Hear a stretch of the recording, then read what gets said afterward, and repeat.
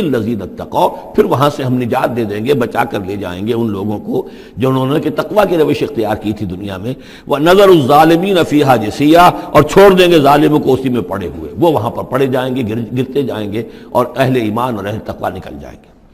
وَإِذَا تُتْلَىٰ عَلَيْهِمْ آيَاتُنَا بَيِّنَاتٍ، اور جب انہیں ہماری روشن آیات پڑھ کر سنائی جاتی ہیں، قَالَ الَّذِينَ كَفَرُوا لِلَّذِينَ آمَنُوا، تو کہتے ہیں یہ کافر لوگ اہل ایمان سے، ای الفریقین خیر مقاما واحسن ندیا، دونوں جماعتوں میں سے، دونوں گروہ میں سے کن کے مکان و مقام بہتر ہیں اور کن کی مجلس بہت اچھی ہے۔ یعنی اے مسلمانوں دیکھو، تم اور تمہارے رسول محمد صلی اللہ علیہ وسلم اور ان کے گرد جو لوگ بیٹھے ہوتے ہیں، نہ ان کے پاس دنیاوی دولت ہے، نہ حیثیت ہے، نہ وجاہت ہے، ایک ہم ہیں۔ دیکھو ذرا ابو جہل کی مجلس جا کے دیکھو کتنی آباد ہے، بڑے بڑے چودھری لوگ آ کر اس کے پاس بیٹھتے ہیں۔ ذرا کہیں جا کر ولید بن مغیرہ کی چوپال دیکھو، اس کی چوپال جو ہے اس کی کیا شان ہے۔ تو یہ وہی بات جو کہ ہم سورہ کہف میں پڑھائے ہیں، جو دو افراد کے مابین مکالمہ ہوا تھا کہ اس نے کہا تھا کہ میرے پاس مال زیادہ، انا اکثر منک مالا واعز نفرا۔ اسی طرح انہوں نے کہا کہ ای الفریقین خیر مقاما واحسن ندیا، یہ دو گروہ دیکھ لو تمہارے سامنے ہیں، ایک معلوم ہوتا ہے کہ مفلس ہیں، کلاش ہیں، غلام لوگ ہیں، ان کے ساتھ بیٹھے ہوئے ہیں، بلال بیٹھا ہوا ہے، وہاں وہ ابو فقی بیٹھا ہوا ہے، یہ جو عمار ہے اور یہ فلاں ہے اور یہ یاسر ہیں، یہ لوگ ہیں۔ ادھر جا کر دیکھو وہ کتنی سج دھج کے ساتھ، شان و شوکت کے ساتھ ان کی محفلیں ہیں، کیا کچھ ساز و سامان ہے، کیسے قالین بچھے ہوئے ہیں۔ ای الفریقین خیر مقاما واحسن ندیا وکم اہلکنا قبلہم من قرن، اور ہم نے ان سے پہلے کتنی ہی قوموں کو ہلاک کیا ہے، ہم احسن و اساسا وریا، وہ ان سے بھی کہیں بڑھ کر تھے اپنے اساس البیت، اساس جس کو ہم اساسہ کہتے ہیں، ساز و سامان میں اور نام و نمود میں، شان و شوکت میں، ریا، ان کی شان و شوکت ان سے بھی کہیں بڑھ کر تھی، اور وہ ہلاک ہوئے۔ قوم عاد اور قوم سمود یہ سب کا، اور قوم شعیب۔ قل من کان فی الضلالۃ فلیمدد لہ الرحمن مدا، اے نبی ان سے کہہ دیجئے جو شخص بھی ضلالت میں، گمراہی میں ہے، تو اللہ کا یہ طریقہ ہے، قاعدہ ہے کہ اللہ تعالیٰ اسے پھر اور ڈھیل دیتا ہے، رسی دراز کرتا ہے، اس کو اور نعمتیں دے دیتا ہے۔ حتیٰ اذا رأوا ما یوعدون، یہاں تک کہ جب اچانک وہ وقت آ جائے گا کہ جس کے ان کو دھمکی دی جا رہی ہے، اما العذاب و اما الساعہ، یا تو دنیا میں عذاب آ جائے، عذاب ہلاکت، عذاب استحصال، یا قیامت، فسیعلمون، تب وہ جان لیں گے، من ہوا شر مکانا واضعف جندا، کہ کون ہے جو اپنے مقام اور مرتبے کے اعتبار سے بدتر ہے، اور کون ہے کہ جو لشکر اور اپنے لاؤ لشکر کے اعتبار سے کمزور تر ہے۔ اس وقت پتہ چلے گا کہ محمد زیادہ طاقتور تھے صلی اللہ علیہ وسلم، یا ابو جہل زیادہ طاقتور تھا۔ آخرت میں جا کر حقیقت کھل جائے گی۔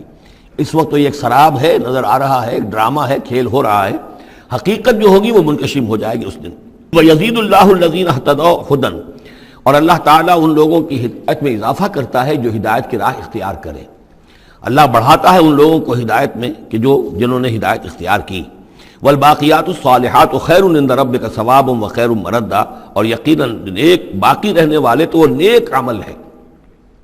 یہ مال و دولت باقی رہنے والا نہیں ہے، یہ تو یہیں کی شے یہیں رہ جائے گی۔ باقیات الصالحات، بقا اگر ہے، دوام ہے انسان کے ساتھ، اس عالم آخرت میں جانے والی کوئی شے ہے تو باقیات الصالحات ہے، وہ تو نیک کام ہے۔ خیر عند ربک ثوابا، وہ یقیناً تیرے رب کے نزدیک بہت بہتر ہیں بدلے کے اعتبار سے بھی، وخیر مردا، اور اس اعتبار سے بھی کہ لوٹ کر جایا جائے ان کے پاس۔ جب ہم وہاں پہنچیں گے ہمیں اپنے اعمال جو ہیں وہ منتظر ملیں گے، ان کی جزا، بلکہ یہ کہ کہا جائے گا یہ تمہارے اعمال ہی ہیں، ان کی شکل بدل گئی ہے۔ افرأیت الذی کفر بآیاتنا وقال لأوتین مالا وولدا، تو کیا تم نے دیکھا اس شخص کو جو ہماری آیات کا تو کفر کرتا ہے اور کہتا ہے مجھے تو لازماً ملے گا، مال بھی ملے گا اور اولاد بھی ملے گی۔ یہ وہی بات سمجھ لیجیے سورہ کہف میں آ چکی ہے کہ اس نے کہا تھا وَلَئِن رُدِدتُّ إِلَىٰ رَبِّي لَأَجِدَنَّ خَيْرًا مِنْهَا مُنْقَلَبًا، تم جو ہو جوتیاں پھٹکار رہے ہو یہاں پر بھی، تمہیں وہاں بھی کچھ نہیں ملنا۔ اگر واقعی آخرت ہو ہی گئی، اول تو مجھے گمان نہیں، میں نہیں سمجھتا کہ وما اظن الساعۃ قائمۃ ولئن رددت الی ربی لاجدن خیرا منہا منقلبا، تو مجھے وہاں پر بھی اچھا ہی ملے گا جیسے یہاں اچھا ملا ہوا ہے۔ وہی اسی طرح یہ ہے کہ ان کا ہمیں تو وہاں پر بھی ملے گا، آخرت میں بھی بہت سا مال بھی ملے گا، اولاد بھی ملے گی۔ اطلاع الغیب، یہ دنیا بھی مراد ہو سکتی ہے لیکن میرے نزدیک آخرت ہی مراد ہے۔ اطلاع الغیب، کیا وہ غیب پر مطلع ہو چکا ہے، اس نے جھانک کر دیکھ لیا ہے غیب کو؟ ام اتخذ عند الرحمن عہدا، یا وہ کوئی رحمان سے عہد لے چکا ہے پکا، قول و قرار لے چکا ہے جس پر اس یقین سے کہہ رہا ہے کہ اسے تو مال بھی ملے گا اور اولاد بھی ملے گی۔ کلا، ہرگز نہیں، سنکتب ما یقول، جو کچھ یہ کہہ رہا ہے وہ ہم لکھ لیں گے تاکہ جواب دہی پوری کرنی پڑے کہ کیا کیا بکواس تم کیا کرتے تھے۔ وَنَمُدُّ لَهُ مِنَ الْعَذَابِ مَدًّا، اور پھر عذاب کے اندر ہم اس کے اضافہ کرتے چلے جائیں گے، عذاب کو اس کے لیے کھینچتے چلے جائیں گے۔ وَنَرِثُهُ مَا يَقُولُ، اور جو کچھ وہ کہہ رہا ہے اس کے وارث تو ہم ہوں گے، سارا مال دنیاوی سامان جو بھی کچھ ہے وہ تو ہماری وراثت میں آ جائے گا۔ وَيَأْتِينَا فَرْدًا، اور وہ جب آئے گا ہمارے سامنے ہماری عدالت میں پیش ہونے کے لیے تو ایک فرد کی حیثیت سے آئے گا، نہ اولاد ساتھ ہوگی، نہ مال، نہ خدم، نہ حشم، نہ قوم، نہ ہم نشین، نہ حاشیہ نشین، کوئی نہیں ہوگا۔ وَاتَّخَذُوا مِن دُونِ اللَّهِ آلِهَةً، انہوں نے اللہ کے سوا کچھ اختیار کر لیے ہیں اپنے معبود، لِيَكُونُوا لَهُمْ عِزًّا، تاکہ وہ ان کے مددگار بنے، ان کے لیے سہارا بنے، پشت پناہ بنے، اللہ کے ہاں انہیں کو چھڑا سکے عذاب سے۔ کلا، ہرگز نہیں، سَيَكْفُرُونَ بِعِبَادَتِهِمْ، وہ تو ان کی عبادت کا انکار کریں گے، جیسا کہ پہلے بھی آ چکا ہے، وہ فرشتے ہوں، اولیاء اللہ ہوں، انبیاء ہوں، حضرت عیسیٰ ہوں، شیخ عبد القادر جیلانی ہوں، کوئی بھی ہو، ان کا تو مانگو تو کفر کریں گے، تم کیا کہہ رہے ہو، ہمیں تو معلوم بھی نہیں تھا کہ تم ہم سے دعائیں کرتے رہے اور ہمیں سمجھتے رہے کہ ہم تمہیں چھڑا لیں گے۔ سَيَكْفُرُونَ بِعِبَادَتِهِمْ، وہ انکار کریں گے ان کی عبادت کا۔ وَيَكُونُونَ عَلَيْهِمْ ضِدًّا، اور وہاں ان کے مخالف ہوں گے، انہیں وہاں پر پروسیکیوٹ کروائیں گے۔ أَلَمْ تَرَ أَنَّا أَرْسَلْنَا الشَّيَاطِينَ عَلَى الْكَافِرِينَ تَعُزُّهُمْ عَزًّا، کیا تم نے دیکھا نہیں کہ ہم کافروں پر شیاطین کو بھیجتے رہتے ہیں، یعنی یہ کہ یہ شیاطین جن جو ہیں یہ ان پہ حملہ آور ہوتے رہتے ہیں اور انہیں خوب ابھارتے رہتے ہیں گناہوں کے اوپر، اور انہیں اور سرکشی کے اوپر آبادہ کرتے رہتے ہیں۔ وجہ کیا ہے کہ خود انہوں نے شیطان کی رفاقت کو اختیار کی ہے۔ فلا تعجل علیہم، اب یہ مضمون یہاں دوسری مرتبہ آ گیا، عجلت نہیں، فلا تعجل علیہم۔ ایک تو فرمایا قرآن مجید کے ضمن میں عجلت نہ کیجئے، اس کی جو بھی تنزیل ہے وہ اللہ تعالیٰ کی حکمت کے تحت جو اس میں تدریج ہے اسی کو آپ سمجھیے کہ خیر اسی میں ہے، آپ کا شوق اپنی جگہ ہے، لیکن یہ کہ ایک دوسری بات فلا تعجل علیہم، ان کے بارے میں بھی آپ جلدی نہ کیجئے، ایسا نہ ہو کہ آپ کے دل میں یہ خیال آئے کہ اب ان کفار مکہ کی رسی جو ہے مزید دراز نہیں ہونی چاہیے، اب ان کو پکڑ لیا جانا چاہیے، انہوں نے حد کر دی ہے۔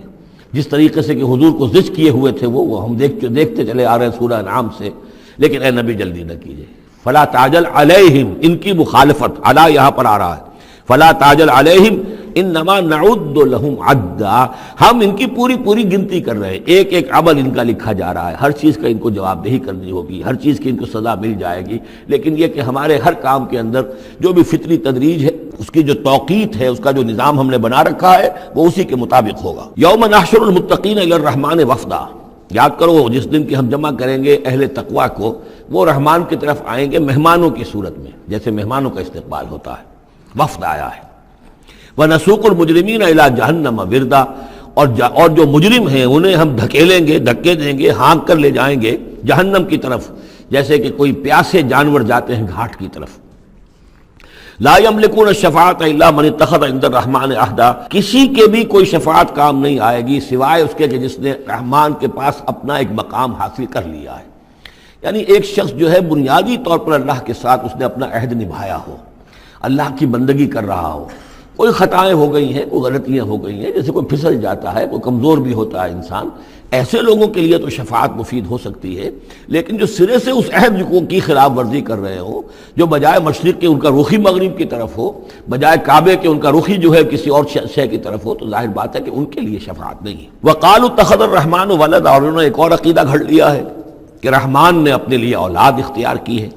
لَقَدْ جِئْتُمْ شَيْئًا إِدًّا، دیکھو تم نے یہ بہت بڑی بھاری بات کہی ہے، یہ بہت بڑی گستاخی ہے اللہ کی جناب میں، اور کتنی بھاری گستاخی ہے ذرا نوٹ کیجئے الفاظ، تکاد السماوات یتفطرن منہ، قریب ہے کہ آسمان پھٹ پڑے تمہاری اس گستاخی پر، وتنشق الارض، اور قریب ہے کہ زمین شق ہو جائے، وتخر الجبال حدا، اور یہ پہاڑ جو ہے دھماکے کے ساتھ گر پڑے، ان دعوا للرحمن ولدا، کہ انہوں نے رحمان کے لیے بیٹا قرار دیا، بیٹی قرار دی۔ مشرکین عرب نے فرشتوں کو خدا کی بیٹیاں بنا دیا، عیسائیوں نے حضرت مسیح کو خدا کا بیٹا بنا دیا، اور یہودیوں نے عزیر کو خدا کا بیٹا بنا دیا۔ ان دعوا للرحمن ولدا وما ينبغي للرحمن ان يتخذ ولدا، رحمان کے تو یہ شایان شان ہی نہیں ہے کہ وہ کسی کو اولاد بنائے۔ یہ اس کی وضاحت میں کر چکا ہوں کہ اولاد کی ضرورت اس کو ہوتی ہے جو خود فانی ہو۔ ہمیں معلوم ہے ہم مر جائیں گے، ہمارا نام و نشان مٹ جائے گا، اولاد کے ذریعے سے ہمارا نام زندہ رہے گا۔ یہ اصل میں ایک اپنی ہی تسلسل انسان سمجھتا ہے کہ میری ہستی کا تسلسل ہے، میری اولاد گویا کہ میرا اپنی بقا کی ایک شکل ہے۔ اس لیے کہ یہ انسان کے اندر ہے۔ مجھے یاد ہے جب ہم پڑھتے تھے کالج میں تو الفا ایک کمپنی ہوتی تھی لاہور میں، یہ فائل کورز وغیرہ بناتی تھی نوٹ بکس کے، تو اس میں پیرامڈس کے عنوان سے جو بہترین الفاظ لکھے ہوئے تھے ابھی مجھے یاد ہیں، still and resolute, calm and self-possessed, still and resolute. The pyramids echo unto eternity, the defiant cry of man's will to survive and conquer the storms of time. کہ یہ جو ان لوگوں نے فرائضہ نے اتنے بڑے بڑے پیرامڈز بنا دی، کائے کے لیے بنا دیے؟ تاکہ ہمارا نام رہے۔ ہم تو نہیں ہوں گے، نام رہے گا۔